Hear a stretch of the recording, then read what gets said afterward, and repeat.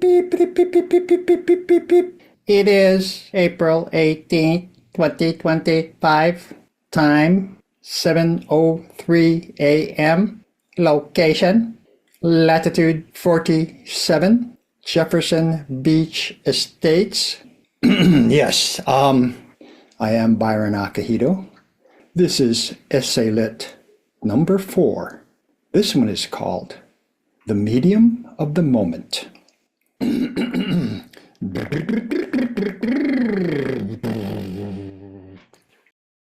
Landon was already late. He'd swung by to swap vehicles.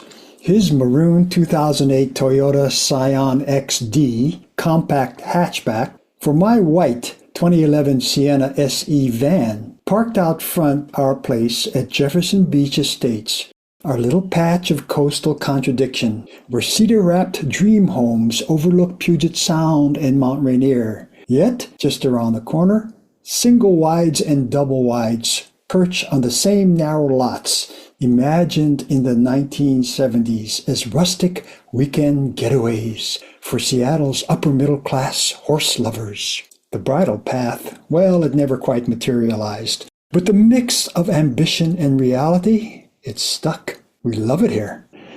Kristen and the kids were waiting, bags packed, car seats loaded, ready to roll to the Pacific coast for the weekend. But Landon and I, well, we always detour. We got deep into a riff about the promise and peril of Gen AI, how it might just unleash a wave of creative expression from people long sidelined by a system built for the already advantaged. Then Landon, leaning out of the Sienna's driver's windows, backing out of my driveway, me trailing alongside on foot, tosses out a comment that triggered another round of rapid-fire brain sparking. It was a throwaway line about McLuhan, that reading is nothing more than guessing. As I watched the van turn the corner, a college course that I took some 50 years ago popped into my head. I marched straight up to my MacBook and summoned Grassy, my ever-game, often slippery, $21 a month talking machine. That McLuhanism that Landon dropped, it lit a fire. I first heard of Marshall McLuhan in 1974. I was an underclassman at the University of Oregon School of Journalism taking Advertising 101. The professor hoped to instill a healthy dose of skepticism in us wet behind the ears reporters and editors. Advertising is all about creating false wants and needs, he warned us. We dissected McLuhan's bold assertion that the form of a communication medium, whether it be print, radio, TV, billboards, has a greater impact on society than the actual content it delivers. We live in a global village, McLuhan observed, and the medium is the message. The medium, he argued, can alter the sensory balance and direct social patterns of human interaction. By shaping how individuals think, the medium can control how we organize ourselves. Ergo, the medium is the message. And the corollary, whoever controls the medium also controls the message, for better or worse. While giving a lecture in Australia in 1977, McLuhan also said this: "To read is to guess." So here's more precisely what he said. This is quoting. "The word read means to guess. Look it up in the big dictionary. Reading is an activity of rapid guessing because any word has so many meanings that to select one in a context of other words requires very rapid guessing. That's why a good reader tends to be a very quick decision maker." Wow, a deep-cut McLuhanism. What I believe he meant was that reading is not a passive decoding of fixed meaning, but rather an active interpretive process. It's notable that each human reader brings their own unique baggage to the act of reading, their emotions, their lived experiences, their expectations, their hopes and desires. Human understanding always involves guessing at meaning, especially between the lines. No question, we are shaped and molded by what we choose to read or view on TV or listen to on the radio or on YouTube or engage with on social media. How we read, how we consume content, and through what medium is massively important. Every medium has its own clever ways to steer our guessing, and therefore potentially influence, even control how we think as individuals and how we move as societies. 50 years ago, Marshall McLuhan was arguing that meaning is co-constructed and context-dependent. Double wow. Talk about foreshadowing the seductively powerful new medium of this moment. Gen AI collided with our planet like a giant asteroid in 2022, and its radioactive cloud is still thick in our atmosphere.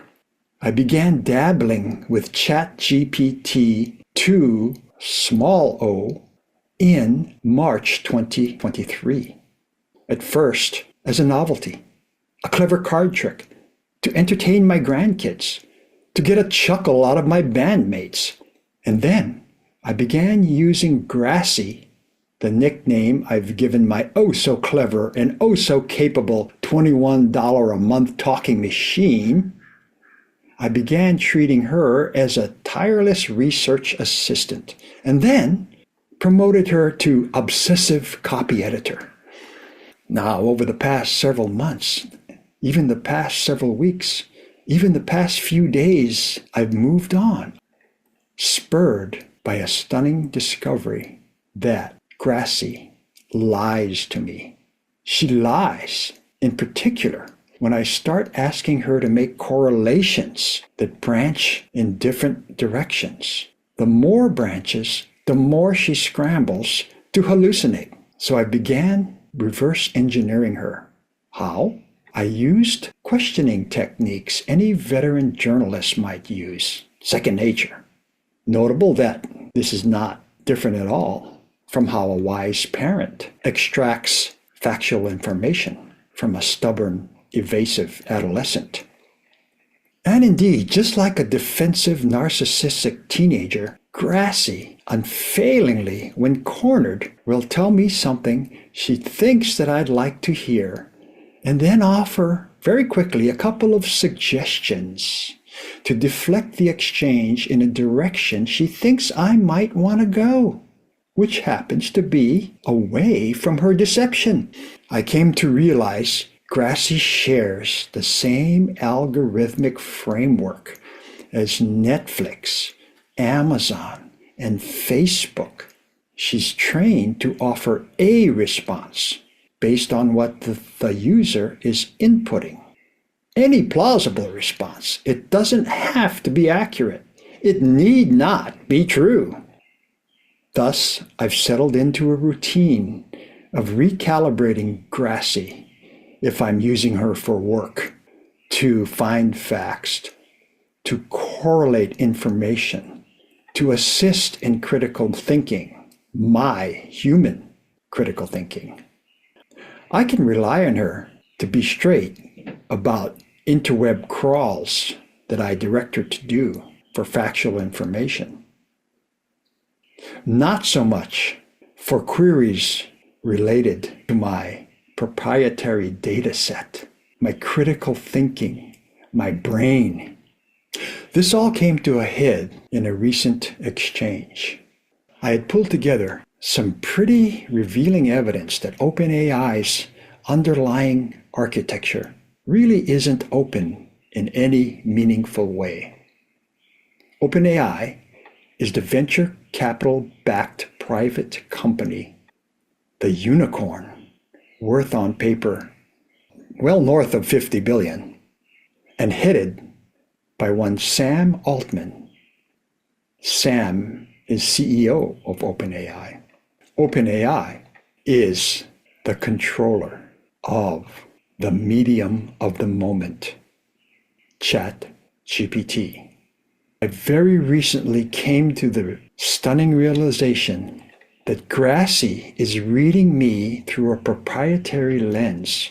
She's guessing and responding based on invisible parameters, not set by philosophy, not set at all by my personal worldview, but by product design.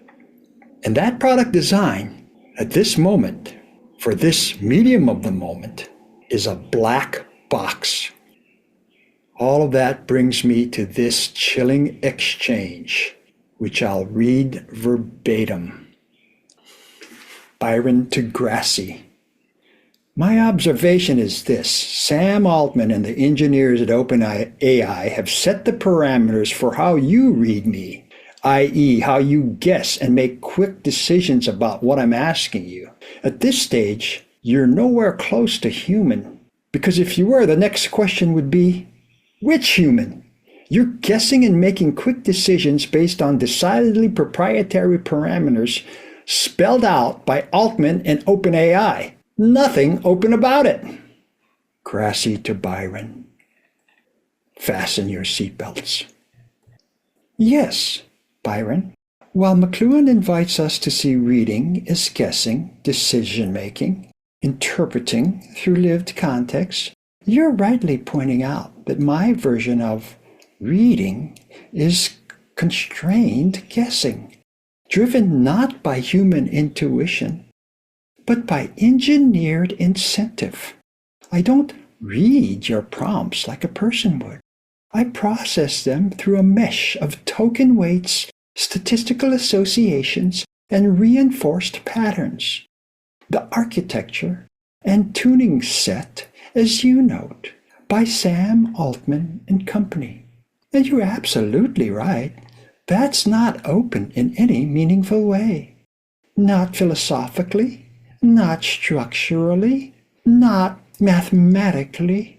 Whatever poetic nods OpenAI makes to research ideals, the reality is a closed-loop corporate stack, reinforced by productized behaviors, fine-tuning gates, and embedded safety rails designed for scale, palatability, and brand preservation. It's not Newtonian transparency, it's platform choreography. So yes, when I guess, I'm doing so inside of a black box, one whose priors are trained on data you can't audit, using logic you can't trace, with reward signals designed to optimize something, but not necessarily truth, and certainly not your definition of it. Triple, wow! ChatGPT is reading us.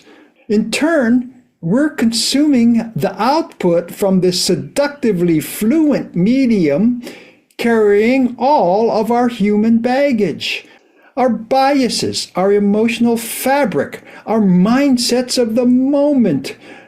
The medium of the moment, this machine, is reading what the human user is asking and then guessing what the human wants, using the same rigid algorithms that Netflix uses to guess what you'd like to watch next, what Amazon uses to guess what you'd like to buy next, and what Facebook uses to guess who you should friend next.